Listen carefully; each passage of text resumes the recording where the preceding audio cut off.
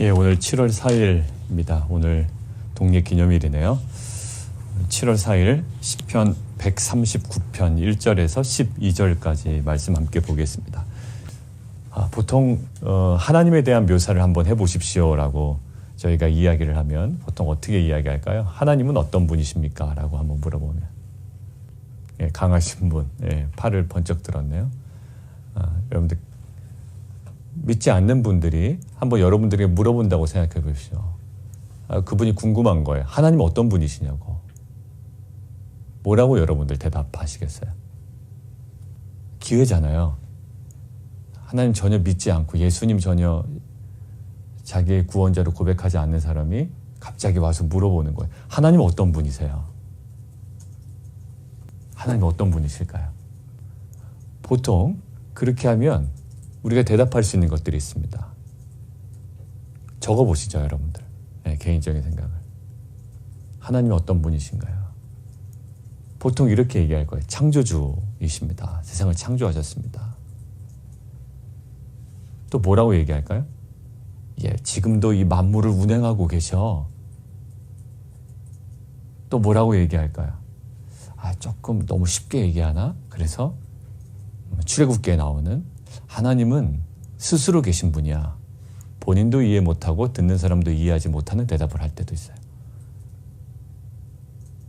하나님은 어떤 분이실까요?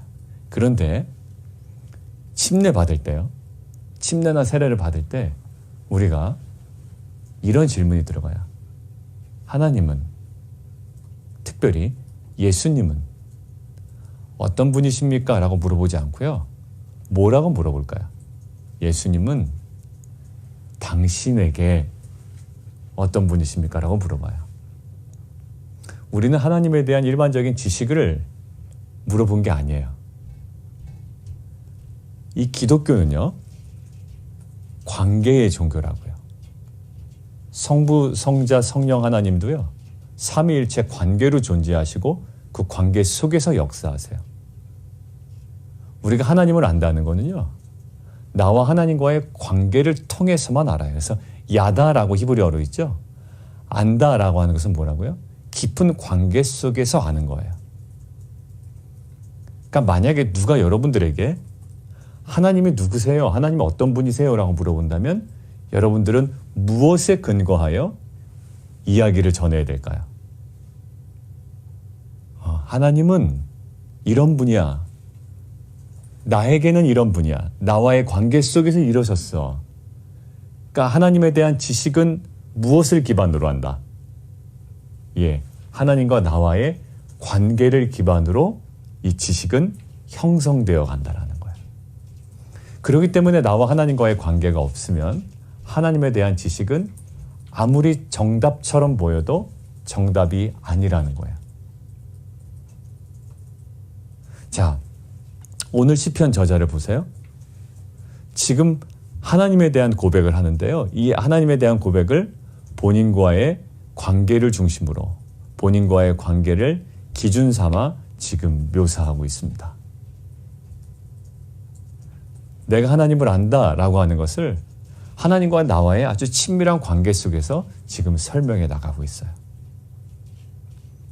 자, 그런데 하나님은 어떤 분이시다라고 할 때 두 가지가 있습니다. 첫 번째요. 1절부터 6절을 하나 확 묶으시죠.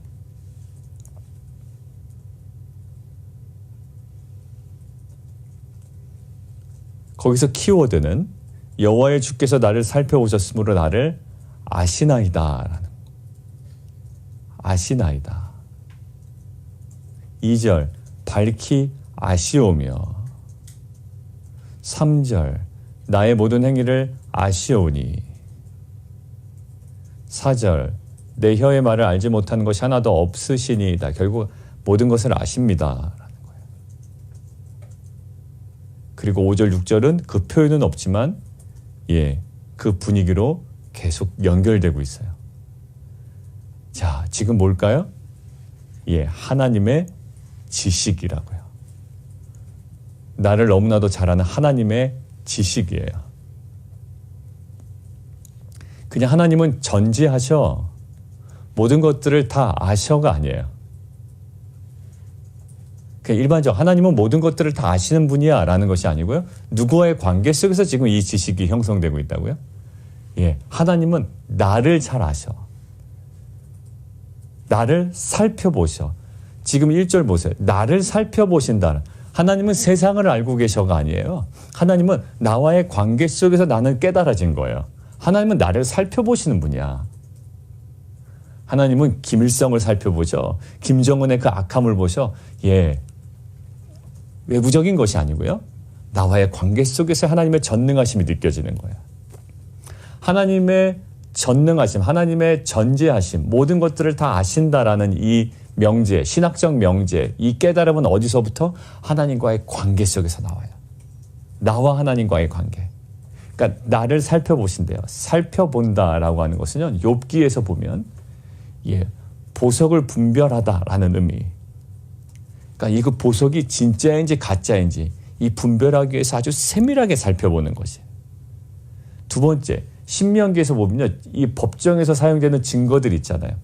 이 증거들이 옳은지 그른지, 이 증거들이 합당한지, 제시된 증거와 또 증거물들이 옳은 것인지를 아주 세밀하게 분별하는 마치 재판관과처럼 보여요. 그리고 세 번째, 이 살펴본다라는 것은요, 예, 군사적으로 보면 예, 적진을 아주 세밀하게 정찰하는 거예요. 저곳의 무기는 얼마인지, 또 물자는 얼마인지, 또 병력은 얼마인지, 이 모든 것들을 아주 세밀하게 정찰하는 거예요. 그런 것처럼, 보석을 감별하는 것처럼, 그리고 증거를 저울질하는 것처럼, 그리고 적진을 정찰하는 것처럼 하나님께서 나를 굉장히 세밀하게 살펴보신다라는 거예요. 그리고 3절, 나의 모든 행위를 익히 아신다라는 거죠.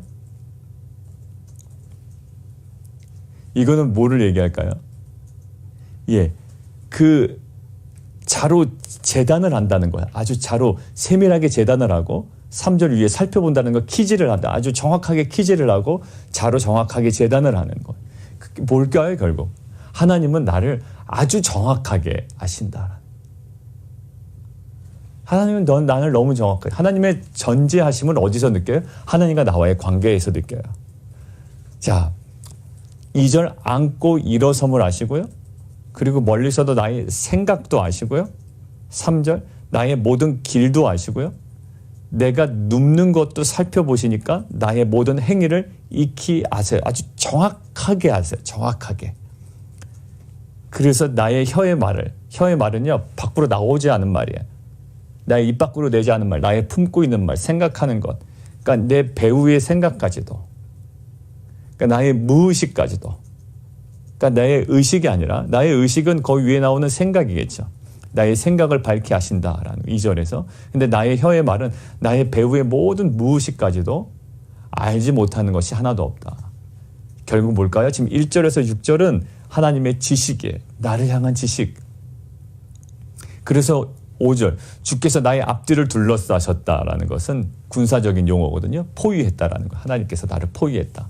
이것은 시편 저자에게 굉장한 불편한 감정을 불러일으킬 수도 있거든요. 근데 많은 학자들의 의견을 이렇게 좀 살펴보니까 이 시편의 저자가 하나님께서 나를 포위하셨다라는 것들을 불편함으로 적었을까? 근데 그러지는 않았을 거다라는 거예요. 이 나를 포위하고 계신 하나님에 대한 불편함이 아니라 나의 사방을 둘러싸고 계시는 하나님에 대한 무엇으로 느꼈다? 예, 안정감으로 느꼈다라는 거예요. 그리고 하나님께서 나의 모든 것들을 아신다라는 그 모든 것조차도 사실 이 지식이 내게 너무 기이하다. 하나님은 나의 모든 것들을 아셔라는 것 그 자체도 그것이 얼마나 아실지, 그 깊이와 정도와 넓이가 어떠한지를 실은 나는 다 알지 못한다라는 거예요. 하나님은 나를 너무나도 정확하게 알고 계시지만 나는 하나님이 나를 어떻게 알고 계신지에 대해서는 실은 나는 정확히는 몰라라는 거예요. 하나님과의 정확한 거리는 두고 있죠. 하나님은 나 잘 알아. 그 지식 자체에 어떤 교만함이 있을 수 있거든요. 예, 그걸 넘지 않아요. 높아서 내가 능히 미치지 못한다. 하나님은 나를 아시지만 그 범위와 정도와 넓이가 어떠한지 나는 사실 잘 몰라. 그러나 하나님은 나를 너무나 잘 아셔라는 거예요. 1절부터 6절은 하나님의 나를 향한 지식이에요. 하나님의 그 지식. 자, 7절부터는 또 다른 하나님의 모습이에요. 내가 주의 영을 떠나 어디로 가며 주의 앞에서 어디로 피하리이까. 내가 하늘에 올라갈지라도 거기 계시고 그 다음에 수월의 내 자리를 펼지라도 거기에 계십니다. 하늘과 수월, 굉장히 아주 분명한 대비를 이루고 있죠. 자, 수월에도 거기 계십니다라는 것은 결국 뭘까요? 예, 보편적인 그 하나님의 왕권을 얘기해요. 하나님의 그 다스림. 결국 내가 새벽 날개를 치며 바다 끝에, 아주 저 끝에 가일지라도 사람들은 감지도 못하는 곳 아닙니까? 사람들은 알지도 못하는 곳이고요. 사람들은 따라올 수도 없는 곳이에요. 그러나 거기서도 주의 손이 나를 인도하시며 주의 오른손이 나를 붙드시니다. 결국 첫 번째 1절부터 6절이 하나님의 지식이었다면 지금 7절부터 마지막 12절까지는 하나님의 무엇을 얘기할까요? 하나님의 임재를 이야기합니다. 자, 이 두 가지 하나님의 중요한 속성이에요. 하나님의 그 전능하심, 우리가 보통 얘기하지 전지하심, 모든 것들을 다 아세요. 그리고 7절부터는요, 하나님의 무소부재하심, 하나님의 임재예요. 하나님의 임재. 근데 하나님의 모든 것들을 다 아신다. 하나님의 그 지식과 하나님은 어느 곳에나 계신다. 하나님의 그 임재가 이 시편 저자에게 어떤 의미로 이것이 지금 작용되고 있을까라는 것들은 궁금해지는 거예요. 죄를 져서 그런가? 꼭 느낌은 그렇잖아요. 내가 죄를 졌기 때문에 하나님의 눈을 피하지 못합니다. 하나님께서는 나의 모든 마음을 감찰하십니다. 이 모든 것들이 어떠한 동기에서 이러한 고백이 됐는가라는 것은 매우 중요하잖아요. 우리가 이 시편을 이해하는데. 자, 그러고 보니 시편은 오늘 끝나지 않네요. 자, 뒤에 한번 보시겠습니까? 19절에서 마지막 24절까지. 왜 이런 고백을 하는가라는 관점에서 이 시편을 이해해야죠. 그래야 5절이 불편함이 아니라 안정감으로 안정감으로 느껴진다는 게 이제 우리가 이해가 되기 시작하는 거예요. 5절 아까 다시 한번 보세요. 주께서 나의 앞뒤를 둘러싸시고 내게 안수하셨습니다. 이거 포위하셨다라는 군사적인 용어라고 그랬잖아요. 하나님께서 내 사방을 포위하고 계시다. 어떻게 보면 굉장히 불편하게 느껴져요. 나를 감시하고 계신 거라고. 만약 CCTV가 나의 행동을 계속 관찰하고 있는 것 같아요. 뭔가 잘못하는 것은 없는지라고 계속 보고 계시는 것처럼 보이고 떠나지 않는 것처럼 보이시고 그 모든 속마음까지도 막 꿰뚫고 계시는 것처럼 보여요. 그럼 마치 나를 감시하는 것처럼 보인다고요. 그런데 보세요. 우리가 조직신앙을 배울 때 하나님의 속성을 이야기합니다. 하나님의 속성 중에 비공유적 속성이 있어요. 인간하고는 절대로 공유할 수 없는 하나님만 갖고 있는 속성이 있대요. 그게 뭘까요? 그 중에 하나가 이거예요. 예, 전지하심이에요. 전지성, 그리고 무소부재하심. 모든 곳에 편지하고 계시고 모든 곳에 임재하고 계시다라는 거예요. 근데 이 전지성을 얘기할 때, 하나님의 그 속성을 얘기할 때요, 이 전지성은 두 가지 양면성이 있어요. 하나는 뭐냐면 죄인으로서의 전지성은 굉장히 부담돼요. 왜? 아무리 내가 사람들 앞에서 그런 척, 깨끗한 척을 해도 하나님은 속일 수가 없거든요. 그래서 이렇게 됩니다. 하나님의 전지성은 한편으로는 우리에게 무엇을 촉구한다? 예, 진정한 경건을 촉구한다라는 거예요. 예, 아무리 아닌 척하고, 예, 노련한 척하고, 여유 있는 척하고, 많이 아는 척을 하고, 하나님과 가까운 척을 해도 하나님은 알고 계시다라는 거예요. 그러니까 이 하나님의 전지성 앞에 인간은 뭐한다? 예, 진정한 경건함을 촉구받는다라는 거죠. 자, 그런데요, 단순히 그런 두려움으로만 작용하지 않아요. 하나님의 전지성은요, 또 다른 은혜의 커다란 영역이 있습니다. 뭘까요? 예, 나는 정말 하나님 앞에서 순수하게, 정말 거룩하게 살려고 애쓰며 살았어. 그런데 사람들은 몰라요. 오해해요. 비방해요. 조롱해요. 그러면 어떻게 될까요? 우리는 누구 앞에 가서밖에 이야기할 수밖에 없을 거예요. 예, 하나님 앞에 토로할 수밖에 없다고요. 사람들은 계속 오해하거든요. 사람들은 조롱하거든요. 사람들은 비아냥거리거든요. 근데 그때 그런 위치에 있는 사람에게 하나님의 전지성은 어떻게 작용할까요? 예, 은혜로 작용합니다. 예, 하나님은 나의 그 모든 것들을 세밀하게 아시는 분이기 때문에 사람들은 오해하고 그 오해로 비롯돼 나를 비방할지라도 나를 조롱할지라도 누구는 아신다? 하나님은 정확하게 아신다. 그래서 뭐라고요? 예, 그것이 은혜로 작용한다고요. 자, 오늘은 어느 쪽일까요? 하나님이 전지성 앞에 모든 것들을 아시는 것 앞에 물론 경건이 촉구되죠. 그러나 오늘은 어느 포지션에 더 많이 뒀을까요? 전자일까요? 후자일까요? 우리의 경건함을 촉구하는 것 아니면 우리의 모든 것들을 아시기 때문에 그것 아시는 주님 앞에 우리가 은혜를 누리는 것. 예, 후자 쪽에. 자, 뒤에를 보세요. 주일 본문 19절. 하나님이여 주께서 반드시 악인을 죽이시리이다. 피 흘리기를 즐기는 자들은 나를 떠날지어다. 뭔가 지금 압박을 받고 있어요. 악인에게 압박을 받고 있다고요. 20절. 그들이 주에 대하여 악하게 말합니다. 이 나쁜 놈들. 주의 원수들이 주의 이름으로 헛되이 맹세합니다. 이런 나쁜 놈들. 21절. 여호와여 내가 주를 미워하는 자들을 미워하지 아니하오며 주를 치러 일어난 자들을 미워하지 아니하나이까? 나 미워하지 않습니까? 주를 미워하는 자들 나 미워합니다. 그리고 주를 치러 일어나는 자들을 내가 미워합니다. 22절. 내가 그들을 심히 미워하니 그들은 나의 원수들입니다. 아시잖아요. 그래서 뭘 원할까요? 20편 23절. 하나님이여 나를 살피사. 예, 살피사. 나를 감찰하사. 나를 익히 아시사. 내 마음을 아시며 나를 시험하사 내 뜻을 아옵소서. 아시잖아요. 내 뜻이 어디 있는지 아시잖아요. 하나님 내가 어렵더라도 내가 뭘 붙잡고 가시는지 아시잖아요. 사람들은 멍청하다 그러고 바보 같다 그러고 무식하다 그러고 미련하다고 하지만 하나님 아시잖아요 라는 거야. 이것은 무엇이에요? 예, 경건을 촉구하는 것보다 이거는 뭘까요? 예, 나의 그 세밀한 것을 아시잖아요. 나의 신음까지도 아시잖아요. 남편은 나에게 욕하고 배우자는 나에게 욕하고 자녀들은 내 마음을 몰라줘도 세상은 나를 모른다고 해도 하나님은 정확하게 나를 아시잖아요.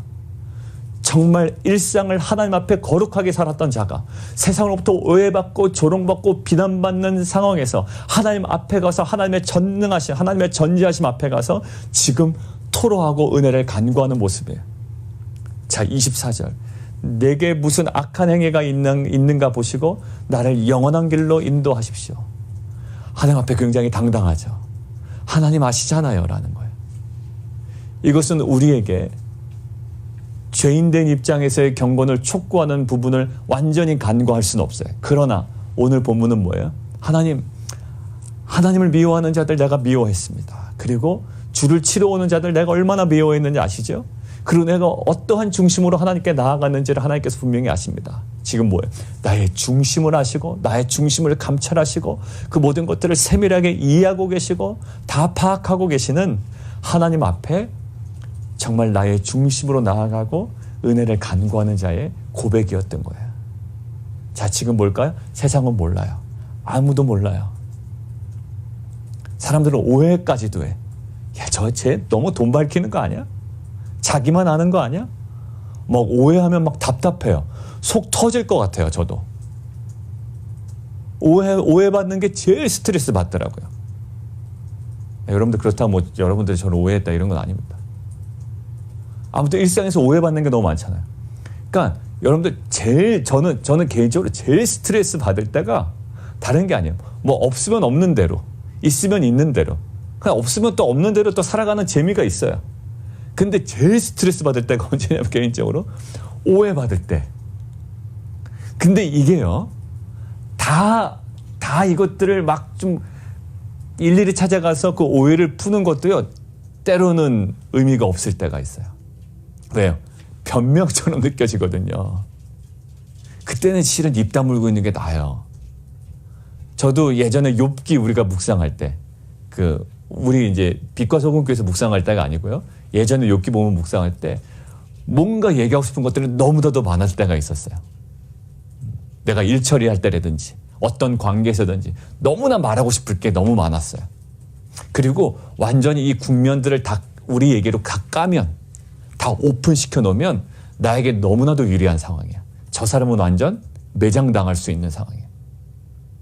그런데 그 욥기를 통해 하나님께서 입을 닫게 하시더라고요. 입을 닫게 하실 때 하나님께서 원하시는 게 뭘까요? 예, 한마디 하시는 거예요. 내가 다 안다라는 거예요. 내가 안다. 그건 뭘까? 위로하시는 거죠. 은혜로 덮으시는 거예요. 근데 참 그때 상황을 생각해 보면 결국 입을 다물고 있었는데 하나님께서 오히려 드러내시더라고요. 오히려 제가 드러냈으면 시간이 나중에 지나 아마 저에 대한 평가를 했을 거예요. 아이고 그것도 참지 뭐 그걸 다 자기 입으로 얘기하고 다니나. 근데 하나님이 다 드러내셨어요. 여러분들 오늘 이 본문은요. 하나님께서 보시기 때문에 너 경건하게 살아라. 이것들을 배제할 수는 없어요. 배제할 수는 없는 본문이에요.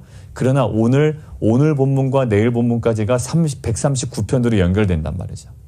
그러니까 오늘 하나님께서 아신다. 하나님께서 임재하신다. 하나님의 지식과 임재를 지금 고백하는 이 시편 저자의 상황은 어때요? 악인들로부터 비방과 조롱과 고발을 당하고 있다고요. 원수들로부터. 우리가 할 수 있는 게 뭘까요? 하나님의 그 전지성, 하나님의 무소부재, 그럼에도 불구하고 내가 정말 안타까워하고 의에 줄이고 내가 너무나도 힘들어 신음하고 있는 그곳에서 하나님은 어떻게 하신다? 그곳에 계신다. 나와 함께 계신다. 하나님의 임재와 하나님의 그 전지하심. 이제는 아시겠죠? 전지하심과 무쇠부조하심. 그 앞에 우리가 누릴 수 있는 건 뭘까요?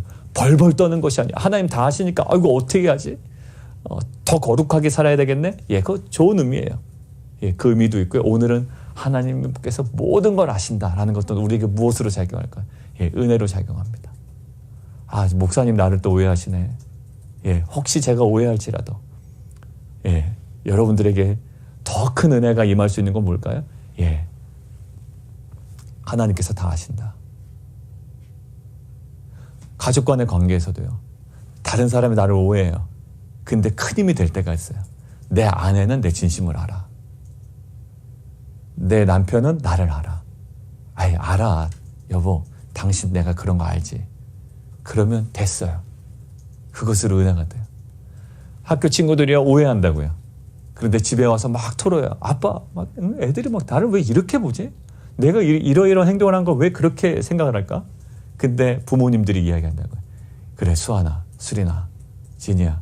내가 다 알아. 너 그런 거 다 알아. 그 전지성 앞에는 치유가 있어요. 회복이 있어요. 우리가 사람들로부터 오해받고요. 이 상황 때문에 오해받는 것들 있죠. 그러나 이 모든 것들 세상은 잘 몰라요. 우리를 이해한다고 하지만 옆에 친구들도 내가 다 잘 알아. 그렇지만 실은 그들도 한계가 있다고요.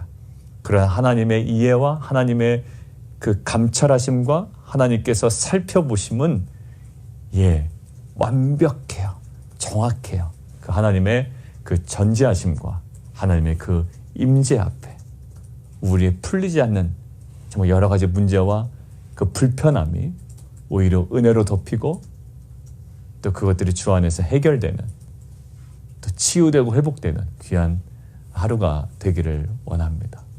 이 시간 함께 기도할까요?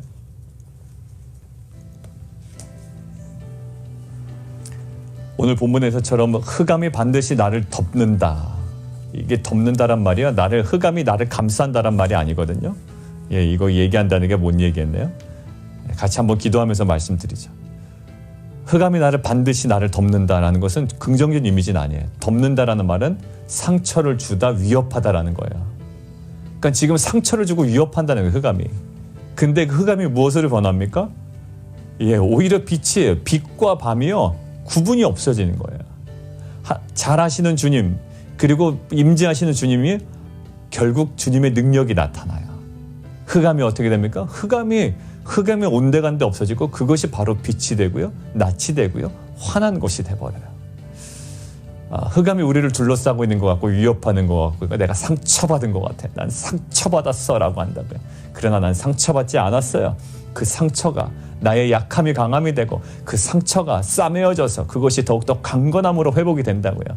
육체적으로 지금 회복이 돼가고 계시는 우리 김채수 권사님 또 한대 집사님에게도 이것은 상처가 아니에요. 하나님께서 강건하게 하시고 또 그것들을 새롭게 하시는 하나님의 능력이 임하는 은혜의 장소인 줄 믿습니다. 우리 모두도 마찬가지예요. 마음의 상처, 또 코비드-19 때문에 받은 여러 가지 경제적인 여러 가지 상처, 스크래치 난 것들, 그 모든 것들을 하나님의 전지하심과 하나님의 임재 앞으로 나아가 우리가 온전히 토로하고 나아갈 때 하나님께서 모든 것들을 감싸 안으시고 싸매시고 회복시키시고 치유하실 줄 믿습니다. 우리가 하나님의 은혜를 간구하며 이 시간 함께 기도하며 나아가도록 하겠습니다. 기도하겠습니다.